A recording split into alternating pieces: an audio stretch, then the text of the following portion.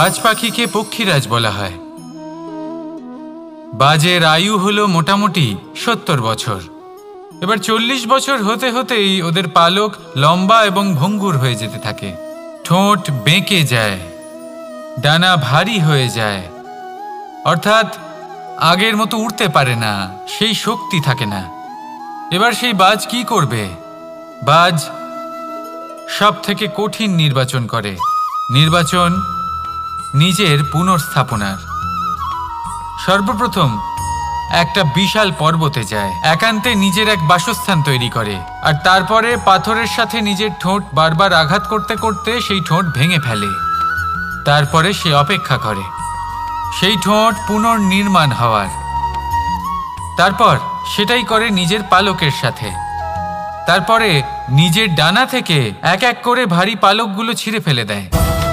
আর তারপর 150 দিনের এই যন্ত্রণা সহ্য করার পরে ও ফিরে পায় নিজের ওড়বার অনন্য ক্ষমতা, সেই শক্তি। আর তারপরে ও জীবনের পরবর্তী 30 বছর বাঁচে। কি বুঝলেন আপনি? যদি ইচ্ছে শক্তি থাকে তাহলে একজন দুর্বলও শক্তিশালী হতে পারে। আপনিও এটাই করুন, নিজের অতীতের যন্ত্রণার বোঝাগুলিকে ত্যাগ করুন আর কল্পনার খোলা আকাশে উন্মুক্ত হয়ে উড়ে বেড়ান। নিজের পুনর্স্থাপনা করুন, তবেই সর্বশ্রেষ্ঠ হতে পারবেন। আর মনে রাখবেন, এই ছোট ছোট পদক্ষেপই বড় বড় শিখরে পৌঁছে দিতে পারে।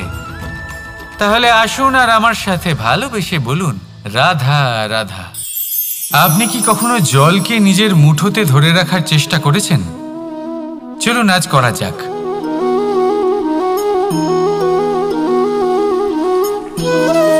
যদি আপনি নিজের মুঠো জোরে বন্ধ করেন, জল ধরে রাখতে পারবেন না। যদি আপনি তাকে এমনি বইতে দেন, তাহলে ও নিজের পথ নিজেই করে নেবে আর আপনার হাতেও থেকে যাবে।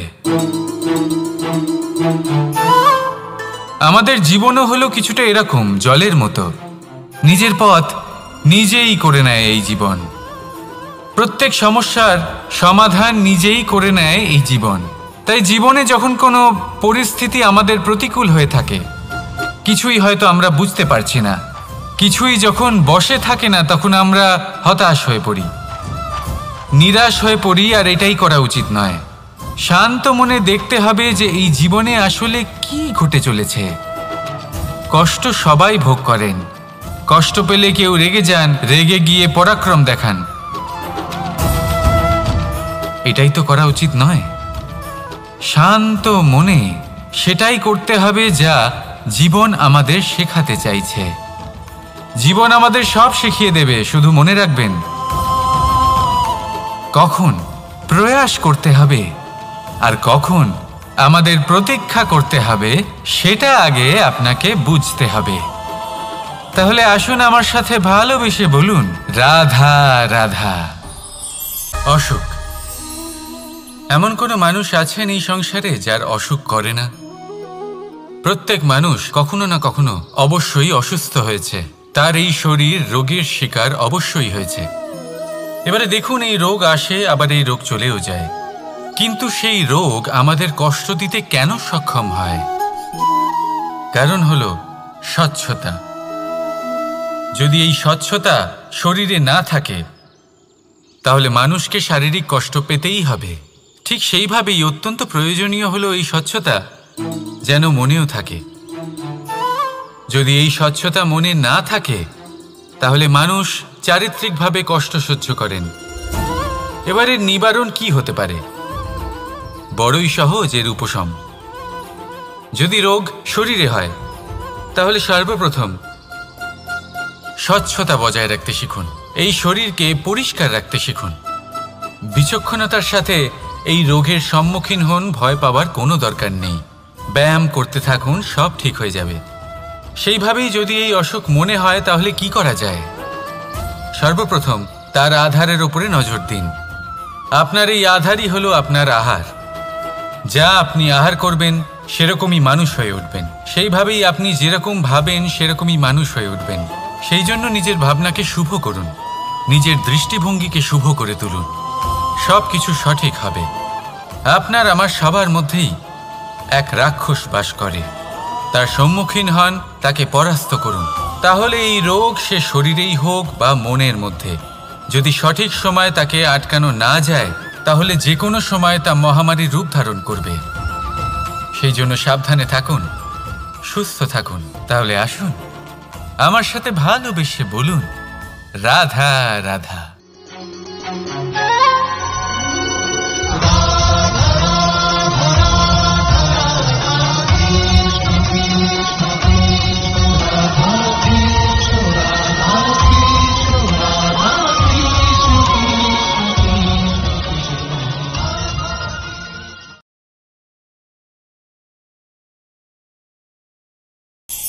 বল, শক্তি, পরাক্রম এই সংসারের বিকাশের মূল।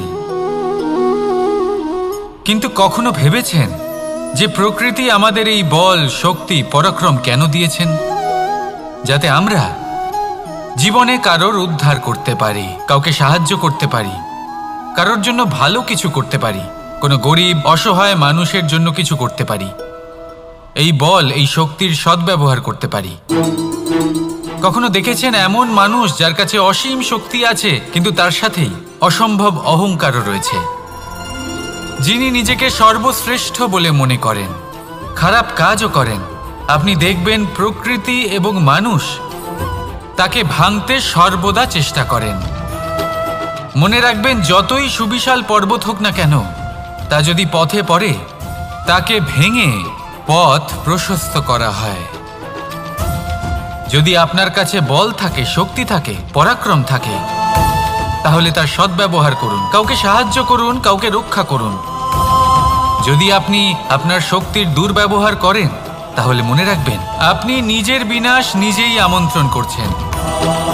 এবার বল অর্জন করার পরে, শক্তি অর্জন করার পরে আপনি নিজেকে বিনাশ করতে চান নাকি এই সংসারের উদ্ধার করতে চান? সিদ্ধান্ত আপনার। রাধা রাধা। মানুষ আর ধন, এই দুইয়ের মধ্যে সম্পর্ক খুব ঘনিষ্ঠ। ধন হলো সেই শক্তি যার ব্যবহার মানুষ করে থাকে সাংসারিক বস্তু ক্রয় করার জন্য, নিজের জীবন যাপন করার জন্য। আর মানুষ হলো সেই শক্তি যারা ধনকে গুরুত্বপূর্ণ করে তোলেন। এবার একটা কথা বলি, ব্যবহার করা উচিত ধনকে আর ভালোবাসা উচিত মানুষকে। এটা বেশিরভাগ মানুষই বোঝেন না। মানুষ এখানেই সব থেকে বড় ভুল করে বসেন। তারা ভালোবাসেন ধনকে আর ব্যবহার করেন মানুষকে। এ হলো অনুচিত। দেখুন, আপনি একটা সূচের দ্বারা যুদ্ধ করতে পারবেন না, আর কোনো তলোয়ার দ্বারা বস্ত্র সেলাই করতে পারবেন না, তাই না? কোনটা কিসের জন্য হয় সেটা বোঝা অত্যন্ত জরুরি। আপনিও সঠিক দিকে অগ্রসর হন। মানুষকে ভালোবাসুন আর ধনকে ব্যবহার করুন। যদি আপনি মানুষকে ব্যবহার করেন তাহলে আপনি ভালোবেসে ফেলবেন ধনকে, আর এই ভালোবাসা ধীরে ধীরে পরিণত হবে লোভে, আর ধীরে ধীরে এটা আপনাকে বিনাশ করে দেবে। তাহলে সমস্ত মানুষকে ভালোবাসুন আর এইভাবে ভালোবেসে বলুন, রাধা রাধা। সাফল্য কে না চান? সাফল্য লাভ করার, শিখরে পৌঁছানোর আলাদাই একটা আনন্দ রয়েছে। আর আপনজনদেরও কে না চান? প্রত্যেক মানুষ চান যেন জীবনে তার কোনো আপনজন থাকে, যারা সবসময় তাদের সাথে থাকবে, কারণ আপনজনের সাথেই তো সাফল্যের আনন্দ সব থেকে বেশি পাওয়া যায়। কিন্তু আসলে কি হয়, অনেক সময় সাফল্যের খোঁজে সেই পথে চলতে চলতে আমরা আপনদের থেকে দূরে চলে যাই। না চাইতেও দূরে চলে যেতে হয়, ওনাদের সাথে সময় কাটাতে পারি না। আর আমরা ভুলে যাই যে সাফল্যের আসল আনন্দ আপনজনদের সাথেই পাওয়া যায়। সফল হওয়ার পরে আপনদের সাথে দেখা হলে তাদের চোখে আমাদের জন্য যে আবেগ থাকে, যে সম্মান, যে প্রেম থাকে, সেটাই হলো আসল পুরস্কার। আমরা সেই কথা ভুলে যাই এবং একা হয়ে পড়ি। বেশিরভাগ সময় এটাই হয়। বেশিরভাগ সময় সফল মানুষগুলি একা হয়ে যান। এবার আপনি কি চান? আপনি অসফল হয়ে দিনগুলি একাকিত্বে কাটাতে চান, নাকি সফল হয়ে আপনজনদের সাথে আনন্দে থাকতে চান? সেই সিদ্ধান্ত আপনার। সাফল্যের পেছনে ছুটুন, নিজেকে উজাড় করে দিন, কিন্তু আপনজনদের সঙ্গ ত্যাগ করবেন না। সেই আপনজন যারা আপনার সাফল্যের জন্য দায়ী, সেই আপনজন যিনি আপনার সাফল্যে আনন্দ পান, সুখ লাভ করেন, তাদের কখনো ত্যাগ করবেন না। আসুন আমার সাথে ভালোবেসে বলুন, রাধা রাধা। ভগবান আর ভক্ত যখন একাকার হয়ে যায়, যখন ভক্ত তার ভগবানের প্রতি এবং নিজের জীবনের উদ্দেশ্যের প্রতি সম্পূর্ণরূপে সমর্পিত হয়, তখন জন্ম নেয় ভক্তি। এই সংসারের সমস্ত আশা হয়তো আপনার সঙ্গ ত্যাগ করে দিতে পারে, তখনও ভক্তি সাথে থাকবে। ভক্ত আর ভগবান যখন একাকার হয়ে যায়, তাদের মধ্যে কোনো পার্থক্য থাকে না। তারা এক হয়ে যায়, এক ব্যক্তিত্ব, এক অস্তিত্ব। সেই জন্য কখনো জীবনে যে কোনো রূপেই, যে কোনো প্রকারেই, যে কোনো ঈশ্বরকে মান্য করুন। মনের মধ্যে শ্রদ্ধা ভাব জাগ্রত করুন, মনে ভক্তি ভাব জাগ্রত করুন। এই সমগ্র সংসারে সব কিছু আপনাকে ছেড়ে চলে গেলেও তখনও এই ভক্তি শুধুমাত্র আপনার উত্থান ঘটাবে। তাই মনে ভক্তি জাগ্রত করুন আর আমার সাথে ভালোবেসে বলুন, রাধা রাধা। শব্দই হলো শূন্য, শব্দই হলো আরম্ভ, শব্দই হলো অন্ত, শব্দই হলো অমর, শব্দই হলো ব্রহ্ম। এই শব্দ হলো অত্যন্ত বিশেষ। কেউ কাঁদলে তাকে হাসিয়ে তোলে, কেউ হাসলে তাকে কাঁদিয়ে দেয়। কারোর মনে উদ্দীপনা জাগিয়ে তুলতে পারে, আবার কারোর মনে কাঁটা হয়ে বিঁধে থাকতে পারে। একটা অত্যন্ত গুরুত্বপূর্ণ কথা যা বোঝা অত্যন্ত আবশ্যক। আপনার মন, আপনার হৃদয় যতই শুদ্ধ হোক না কেন, যতই পবিত্র হোক না কেন, আপনার দৃষ্টিভঙ্গি যতই স্পষ্ট হোক না কেন, যদি আপনার কথা পবিত্র না হয়, যদি আপনার শব্দ শুদ্ধ না হয়, তাহলে তা আপনাকে আপনার কর্মফল ভোগ করতে বাধ্য করবেই।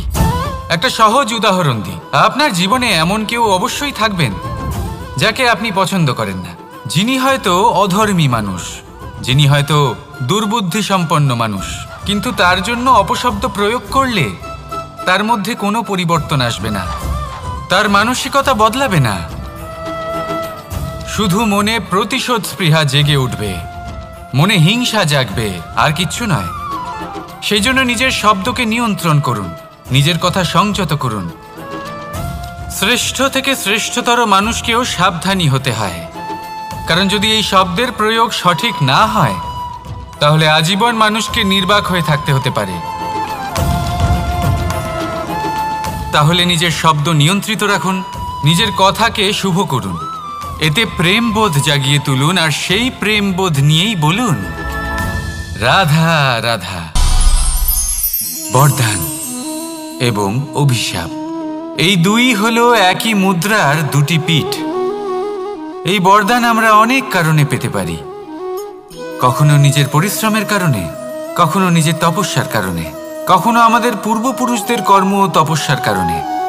কিন্তু এই বরদান কতক্ষণ বরদান থাকবে তা আমরা নিশ্চিত করতে পারি না। তা সুনিশ্চিত করে শুধুমাত্র আমাদের কর্ম। যদি আপনাকে উদাহরণ দিই, আপনি রেশমের কীট দেখেছেন? ও বরদান পেয়েছে যে ও নিজের সুরক্ষার জন্য খোলস বানাতে পারে। এবারও তাতে এত মত্ত হয়ে যায় যে এমন এক আবরণ বানিয়ে ফেলে যাতে সে নিজেই আবদ্ধ হয়ে চাপা পড়ে মরে যায়। এটার তাৎপর্য কি? তাৎপর্য খুবই সরল। গর্ব করা খুবই ভালো, কিন্তু অহংকার করা কখনোই উচিত নয়। যদি অহংকার মনের মধ্যে প্রবেশ করে, তাহলে এই বরদান অভিশাপে পরিণত হতে সময় লাগে না। আর যদি কর্মশ্রেষ্ঠ হয়, তাহলে অভিশাপ ও বরদানে পরিণত হয়। তাহলে আসুন শ্রেষ্ঠ কর্ম করুন আর আমার সাথে ভালোবেসে বলুন, রাধা রাধা। সুখ, দুঃখ, মৃত্যু, মহামারী এগুলো কখনো বলে আসে না, আবার জিজ্ঞাসা করেও আসে না। এমনই হয় দ্রুত ক্রীড়ার এই খেলায়। এক কারাগারের মতো, একটা মাকড়সার জালের মতো। যেমন একটা মাকড়সার জাল একটা পোকাকে নিজের দিকে আসতে আকর্ষিত করে নিজের চমকের দ্বারা, নিজের গঠন দ্বারা, সেরকমই দ্রুত ক্রীড়ার এই খেলা মানুষকে নিজের দিকে আসতে প্ররোচিত করে। শেষে গিয়ে মানুষ আটকা পড়ে। পার্থক্য শুধু এটাই, যখন এক পোকা এই জালে জড়িয়ে পড়ে তখন সে তার প্রাণ হারায়। মানুষ যখন এই দ্রুত ক্রীড়ায় আকর্ষিত হয়, সে নিজের মান, নিজের ধন সব কিছু হারায়, নিজের বিবেক হারিয়ে ফেলে। কিন্তু আপনি আপনার বিবেক কখনোই হারাবেন না। যদি আপনার মনে লোভ চলে আসে, আপনি লোভী হয়ে ওঠেন। যদি আপনি দ্রুত ক্রীড়ার এই খেলায় আটকা পড়েন, তাহলে মনে রাখবেন, এই খেলা থেকে ফিরে আসা প্রায় অসম্ভবই বলা যায়। নিজের বিবেক কখনো হারাতে দেবেন না, কারণ বিনাশ আসার প্রথম লক্ষণ হলো বিবেকের বোধ চলে যাওয়া। এই প্ররোচনায় কখনো পা দেবেন না। আর আমার সাথে ভালোবেসে বলুন, রাধা রাধা। বিজয়। বিজয় লাভের জন্য মানুষ কি না করে থাকে, যে কোনো সম্ভাব্য প্রচেষ্টা করে। কিন্তু নিজের বিজয় লাভের জন্য বাজিতে যা ইচ্ছে তাই রেখে দেওয়া কি উচিত কাজ? কখনোই নয়। নিজের হারানো সম্মান, নিজের হারানো সম্পত্তি, নিজের হারানো অধিকার ফিরে পাওয়ার শুধু একটাই পথ রয়েছে, আর তা হলো পুরুষার্থ, দ্রুত ক্রীড়া নয়। যে মানুষ নিজেই হেরে গেছে, নিজেই নিজের জয়লাভ করার জন্য অন্য কাউকে কিভাবে বাজিতে রাখতে পারে? এ হলো সম্পূর্ণরূপে অনুচিত। অনেক সময় অনেক ধন লাভ করার জন্য, অনেক সম্পত্তি লাভ করার জন্য আমরা নিজের আসল ধন, আমাদের আপনজন, তাদেরকে হারিয়ে ফেলতেও প্রস্তুত হয়ে যাই। এটা একেবারেই উচিত নয়। যত বড়ই সংকট আসুক না কেন, আমাদের আপনজনদের আমাদের সাথেই রাখা উচিত। নিজের বিজয়ের জন্য ওনাদের বাজি রাখা ঠিক নয়। এই ভুল কেউ একজন করেছেন, আপনি তা ভুলেও করবেন না। রাধা রাধা। নারী জন্মসূত্রে কারোর কন্যা, ধর্মসূত্রে কারোর পত্নী, আর কর্মসূত্রে কারোর মা। আমাদের মনে এই ছবি আঁকা রয়েছে একজন নারীকে নিয়ে, তাই না? একটা অতুলনীয় ভূমিকা রয়েছে নারীদের আমাদের জীবনে, আর নারী ছাড়া আমরা কিছুই নই। কিন্তু অধিকার, সেখানে আমরা একটা ভুল করে বসি। যখন নারী একজন কন্যা থাকে, যখন সে জন্ম নেয়, তখন তার ওপর অধিকার থাকে তার পিতার। আর তারপর যখন বিয়ে হয়ে যায়, তখন তার অস্তিত্বের ওপর অধিকার থাকে তার স্বামীর। আর যখন তিনি মা হন, তখন নিজেই তিনি জীবনের সমস্ত অধিকার দিয়ে দেন তার সন্তানকে। কিন্তু আমরা কি কখনো এটা ভেবেছি, এই জীবন হলো তার নিজের? যে নারী সবার কল্যাণ করছেন, তার জীবনের অধিকারও তার কাছেই থাকা উচিত, তাই না? তার নিজের জীবনের সিদ্ধান্ত সে নিজেই নিতে পারেন, নিজেই নিজের ভাগ্যের রচয়িতা হতে পারেন। আর এর জন্য আমাদের নিজেদের পাল্টাতে হবে, দৃষ্টিভঙ্গি পাল্টাতে হবে। কারণ এই ধারণা সেটা আজ বা কালকের ব্যাপার নয়, এটা ঘটে চলেছে বহু বছর ধরে, আর চলতেই থাকবে যদি আমরা এটা না বদলাই। আর এটা তখনই সম্ভব হবে যখন আমরা নিজেদের মধ্যে পরিবর্তন আনব। তাই আজকের পর থেকে, এই মুহূর্ত থেকে, কোনো নারীর ওপর অকারণ অধিকার স্থাপনের আগে সহস্রবার ভেবে দেখবেন। কারণ যখন নারী নিজের অধিকার কেড়ে নিতে বাধ্য হবেন, তখন শুধু এবং শুধুমাত্র বিনাশই ঘটবে। রাধা রাধা।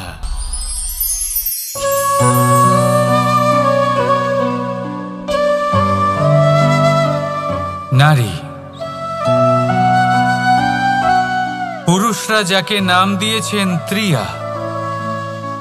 কেন দিয়েছেন, কে দিয়েছেন, কেউ তা জানে না। কথায় আছে, পুরুষরা ভাবেন যে ত্রিয়া, ভাবেন একরকম, বলেন অন্য কিছু, আর করেন অন্য কিছুই। কিন্তু সত্যিটা কি এটাই? আসল সত্যি হলো এটাই যে ত্রিয়া হলো সেই চরিত্রহীন পুরুষ, আর কেউ নয়। সেই পুরুষ যারা নারীকে বলেন যে আপনি হলেন মা, আপনি হলেন দেবী, আপনি হলেন বোন। আর ভাবেন কি? ভাবেন যে এই নারী হলো আমাদের পায়ের ধুলো, আর কিচ্ছু নয়। আর কি করেন? ওনাদের মাথায়, ওনাদের খোপায় মালা পরিয়ে দিয়ে ভাবেন যে ওনারা হলেন তাদের পায়ের ধুলোর সমান। একজন নারীর সম্মান ভঙ্গ করেন, তাদের দাসী মনে করেন। ভুলবেন না, যত্র নারীয়াস্ত পূজ্যন্তে রমন্তে তত্র দেবতা। অর্থাৎ যেখানে নারীকে পুজো করা হয় সেখানেই ঈশ্বর বাস করেন, আর যেখানে নারীকে অপমান করা হয় সেখানে ঈশ্বর এবং ভাগ্য এই দুই রুষ্ট হয়। মনে রাখবেন, যদি নারী কল্যাণকারী হতে পারেন তাহলে নারী মহাচণ্ডী রূপও ধারণ করতে পারেন। যদি একজন নারী মাতা হয়ে জন্মদান করতে পারেন তাহলে নারী মৃত্যু হয়ে বিনাশও করতে পারেন। যেখানে নারী অপমানিত হবেন সেখানে মহান ভারতও মহাভারতের পথে অগ্রসর হতে পারে। তাই মনে রাখবেন, নারীর অপমান যেন কখনোই না ঘটে। আর যদি কোথাও নারীর অপমান হয় তার অর্থ হলো আপনার বিনাশ আপনার দিকেই আসছে, আর এটা হলো তার প্রথম পদক্ষেপের প্রথম পদধ্বনি। রাধা রাধা। যদি সন্তান কোনো দুষ্কর্ম করে তাহলে সেই অপরাধ শুধু কি সেই সন্তানের? না, যদি সন্তান দুষ্কর্ম করে তাহলে অপরাধী তার মাতা পিতাও, যারা পুত্রমোহর কারণে সেই অনুচিত কাজে তাকে বাধা দেননি। অপরাধী হলেন তার পিতামহ, যিনি নিজের কর্তব্যবোধের কারণে নিজের পরিবারের যত্ন নেননি, যিনি সন্তানকে কখনো শাস্তি দেননি। অপরাধী হলেন তার সেই গুরুও, যিনি নিজের শিষ্যের সেই দুষ্কর্ম দেখেও তাকে প্রতিহত করতে পারেননি। একজন হবু রাজার কর্তব্য হলো নিজের প্রজার কাছে সে যেন এক উদাহরণ প্রস্তুত করতে পারে। কিন্তু যদি এত অনুচিত উদাহরণ প্রস্তুত হয়ে থাকে তাহলে মা বাবার, বাড়ির বয়োজ্যেষ্ঠদের কর্তব্য হলো ওনারা যেন সেটা সেখানেই থামায়, হয় ভালোবেসে নয়তো শাস্তি দিয়ে। যদি না থামানো হয় তাহলে মহাভারত অবশ্যম্ভাবী। অনেক ব্যক্তির মনে একটা প্রশ্ন জাগে আমাকে আর রাধাকে নিয়ে। বলেন যে না আমি আর রাধা একসাথে থাকি, না আমাদের বিয়ে হয়েছে, আমি এখানে দ্বারকাতে ও ওখানে বর্ষণাতে, তাও এত ভালোবাসা কি করে? এ কেমন সম্পর্ক? আমি তাদের একটা সহজ কথা বলতে চাই। আপনি কখনো আয়নার দিকে দেখেছেন? নিজের দুই চোখের দিকে তাকিয়ে জিজ্ঞাসা করুন, এই দুই চোখ একসাথে কেন বন্ধ হয়, একসাথে কেন খোলে, একসাথে কেন ঘুমোয়, একসাথে কেন কাঁদে? আজীবন কোনো এক মানুষের সাথে সম্পর্ক রাখা অবশ্যই সম্ভব, তাদের সাথে দেখা না করে। আমার আর রাধার ভালোবাসাও কিছুটা এরকমই, আর কিছুটা এরকমই হয় ভালোবাসা দুই নয়নের মতো, যারা কখনোই মিলিত হবে না কিন্তু চিরকালের জন্য একসাথে জুড়ে থাকবে। এই অনুভূতি নিঃস্বার্থ হয়, আর এই নিঃস্বার্থ ভালোবাসা আপনাকে আনন্দের পথে অগ্রসর করে। জীবনে সবসময় নিঃস্বার্থভাবে ভালোবাসুন, শুধুমাত্র আনন্দই পাবেন। তাহলে আসুন আমার সাথে নিঃস্বার্থভাবে ভালোবেসে বলুন, রাধা রাধা। মানুষ, কোনো ব্যক্তির নির্মাণ হয় কিভাবে? কেউ বলবেন পঞ্চতত্ত্বের দ্বারা, কেউ বলবেন আত্মা, দেহ ও চেতনার দ্বারা, কেউ বলবেন ঈশ্বরের কৃপার দ্বারা, তো কেউ বলবেন এই প্রকৃতির পরীক্ষার দ্বারা। না, মানুষের নির্মাণ হয়ে থাকে বিশ্বাস দ্বারা। ব্যক্তি তখনই গড়ে ওঠেন যখন ব্যক্তিত্ব থাকে, ঠিক কিনা? আর ব্যক্তিত্ব তখনই হবে আর সেরকমই হবে যেরকম বিশ্বাস আপনি নিজের উপরে রাখবেন। যদি আপনি মনে করেন আপনি বিষের ন্যায় হবেন, তাহলে আপনি বিষাক্তই হবেন। যদি আপনি এটা মনে করেন যে আপনি অমৃতের ন্যায় হবেন, তাহলে আপনি অমরই হয়ে যাবেন। যদি আপনি নিজের উপরে বিশ্বাস রাখেন যে আপনি সংসারের সব থেকে উঁচু পর্বতের শিখরে পৌঁছতে পারবেন, তাহলে আপনি অবশ্যই পৌঁছবেন। যদি আপনার এরকম মনে হয় যে আপনি এরকম কখনো করতে পারবেন না, তাহলে এরকম কখনোই হবে না। ভেবে দেখবেন, বিশ্বাসের মধ্যেই বিশ্ব বাস করে থাকে, তো আপনার অস্তিত্ব কেন করবে না? যেমন বিশ্বাস আপনি নিজের উপরে রাখবেন, তেমনই আপনি হয়ে উঠবেন। সেই জন্য নিজের উপরে বিশ্বাস রাখুন, আর হ্যাঁ, ভালোবেসে বলুন রাধা রাধা। শত্রুতা, একজন মানুষ অন্য মানুষের সাথে শত্রুতা করে বসেন। দুজন ঘনিষ্ঠ বন্ধু, এমনও এক সময় আসতে পারে যখন এনারা একে অপরের শত্রু হয়ে ওঠেন। এর অনেকগুলো কারণ হতে পারে, কিন্তু মূল কারণ হলো আলোচনা। আগে হ্যাঁ, আপনি যদি কারোর বিষয়ে আলোচনা করেন তাহলে সে আপনার শত্রু হয়ে যেতে পারে। এবার মনে একটা প্রশ্ন আসতে পারে যে এটা কিভাবে সম্ভব হতে পারে? আলোচনা, এটা তো অত্যন্ত জরুরি। যদি আমি নিজের বন্ধুর খারাপ কাজের বিষয়ে আলোচনাই না করি, তাহলে সে শুধরবে কি করে?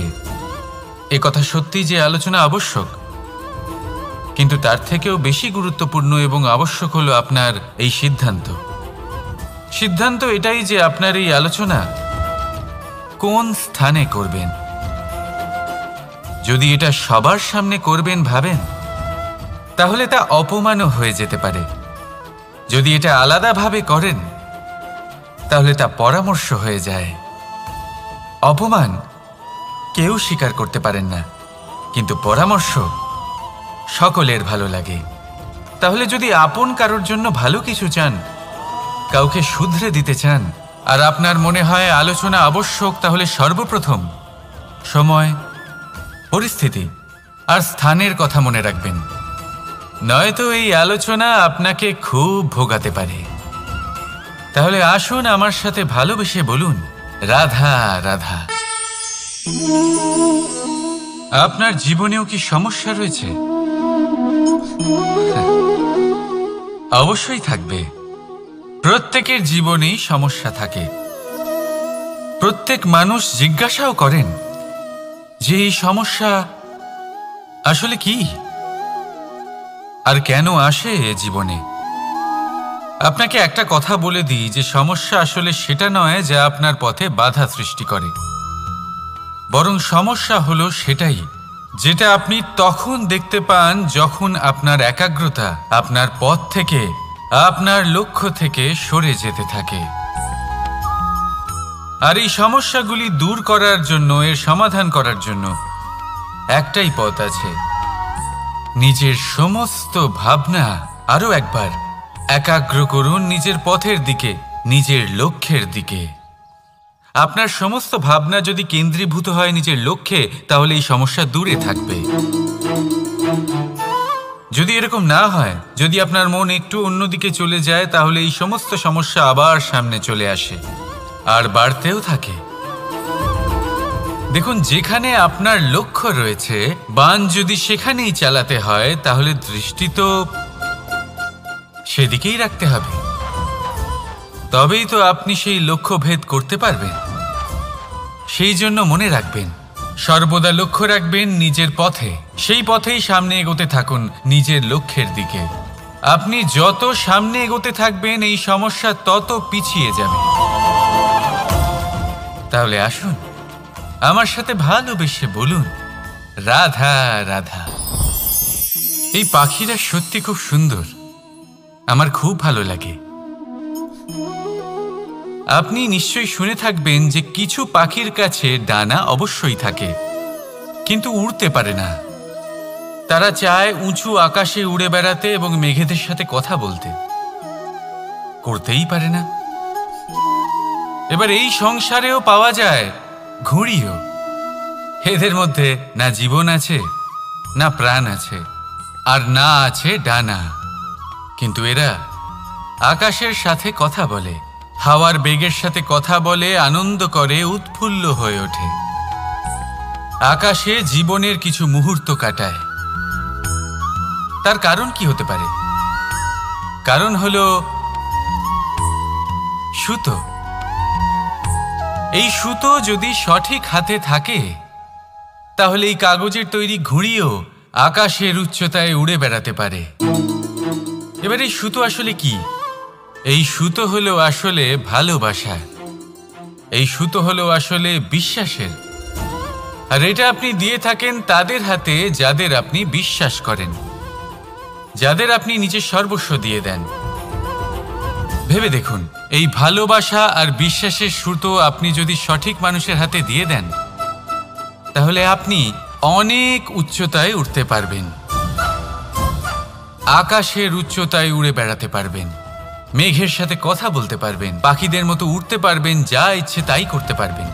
শুধু এই মানুষ সঠিক হতে হবে, এমন একজন মানুষ যার মনে আপনার জন্য ভালোবাসা রয়েছে, এমন এক মানুষ যার মনে কোনো স্বার্থ নেই, যিনি পরোপকারী, এমন একজন ব্যক্তি যিনি আপনার অস্তিত্বকে বাইরে নিয়ে আসতে পারবেন, তাকে উজ্জ্বল করে তুলবেন।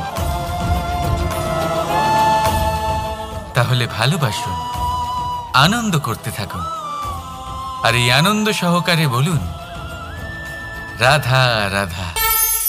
আমরা সকলে এমন ব্যক্তির সাথে থাকতে চাই যারা খুব মিষ্টি কথা বলেন, যাদের ব্যবহার আমাদের ভালো লাগে, যারা দেখতে সুন্দর হন, যাদের আমরা পছন্দ করি। আর সবসময় এমন ব্যক্তির থেকে দূরে থাকতে চেষ্টা করি যাদেরকে আমরা পছন্দ করি না, যাদের কথা আমাদের খারাপ লাগে, যাদের কথা একটু কঠোর হয়। আমরা সবসময় চেষ্টা করি এদের থেকে দূরে থাকার, ঠিক কিনা? কিন্তু যদি বাস্তবটা দেখি, তাহলে এই কঠোরতা জীবনে শান্তির প্রলেপ দেয়। ওষুধও একটু কড়াই হয়, কিন্তু এ কি করে? আমাদের সুস্থ করে তোলে। ঠিক সেইভাবেই ভালোবাসার এই অধ্যায় একটু কঠিন, একটু কড়াও মনে হতে পারে, কিন্তু এর ফল সবসময় আপনাদের স্বাস্থ্যের পক্ষে ভালোই হয়। সেই জন্য যদি কেউ আপনার নিন্দে করে, আপনাকে কড়া কথা শোনায়, আপনার ব্যাপারে আলোচনা করে, তার মানে এটা নয় যে সে আপনার শত্রু। হতে পারে তিনি আপনার বন্ধু হন, আপনার জন্য ভালো চান, আপনাকে শুধরে নিতে চান, আপনার মধ্যে কোনো পরিবর্তন দেখতে চান। সেই জন্য কখনো কারোর কথা শুনে বা কাউকে দেখে প্রাথমিকভাবে এই সিদ্ধান্ত নেবেন না যে তিনি আপনার শত্রু হন নাকি আপনার বন্ধু হন। এমনও শত্রু হয়ে থাকেন যে গুড়ের মতো মিষ্টি মিষ্টি কথা বলে আসলে আপনাকে বিষ পান করিয়ে দেবেন। আর এমনও বন্ধু থাকেন যারা আসলে নিমের মতো কড়া কথা বলেন, কিন্তু আপনাকে অমৃত পান করান। এদের মধ্যে পার্থক্য করতে জানতে হবে, কে আসলে শত্রু হন আবার কে আসলে মিত্র হন। এই পার্থক্য যখন আপনি করতে শিখবেন, তখন আপনি এই সংসারের সব থেকে সুখী প্রাণী হয়ে উঠবেন। এই পার্থক্য বোঝা সহজ নয়, কিন্তু অবশ্যই আবশ্যক। রাধা রাধা।